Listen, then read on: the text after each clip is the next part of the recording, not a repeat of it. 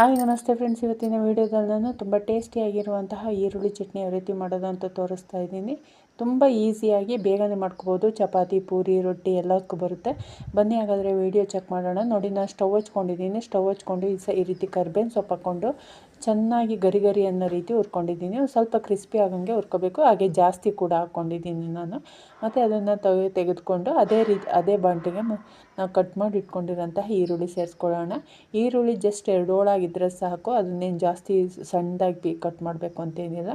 ಅದಕ್ಕೆ 1 ಸ್ಪೂನ್ ಎಣ್ಣೆ ಹಾಕ್ಕೊಂಡು ಅದು ಬ್ರೌನ್ ಕಲರ್ ಬರೋವರೆಗೂ ಪದೇ ಪದೇ ಕೈ ಆಡಿಸ್ತಾ ಈ ರೀತಿ ಹುರ್ಕೋಬೇಕು. ಒಂದೇ ಸೈಡ್ ಆಗಿರುತ್ತೆ, ಇನ್ನೊಂದು ಸೈಡ್ ಆಗಲ್ಲ ಕೈ ಆಡಿಸ್ತಾ ಇದ್ದರೆ. ಹಾಗಾಗಿ ಇದೇ ರೀತಿ ಕೈ ಆಡಿಸ್ಕೊಂಡೇ ಹುರ್ಕೋಬೇಕು. ಒಂದು ಸ್ವಲ್ಪ ಬ್ರೌನ್ ಕಲರ್ ಬಂದರೆ ಸಾಕು. ನೋಡಿ, ಈ ರೀತಿ ಆಗಿದೆಯಲ್ಲ, ಈಗ ಅದರ ಮಟ್ಟಕ್ಕೆ ಬಂದರೆ ಸಾಕು. ಈಗ ಇದನ್ನು ಒಂದು ಸೈಡಿಗೆ ಎತ್ತಿಟ್ಕೊಳ್ಳೋಣ.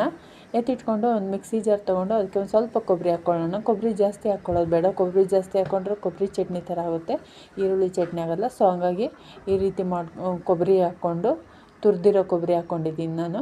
ಅದಕ್ಕೆ ನಾವು ಹುರ್ಕೊಂಡಿದ್ವಲ್ಲ ಕರಿಬೇವು, ಅದನ್ನು ಮತ್ತು ಅದಕ್ಕೆ ಖಾರಕ್ಕೆ ಅನುಗುಣವಾಗಿ ಒಣಮೆಣ್ಸಿನ್ಕಾಯಿ ಇಷ್ಟನ್ನು ಸೇರಿಸ್ಕೊಂಡು ಫಸ್ಟ್ ಸ್ವಲ್ಪ ಪೌಡ್ರ್ ಮಾಡ್ಕೊಳ್ಳೋಣ.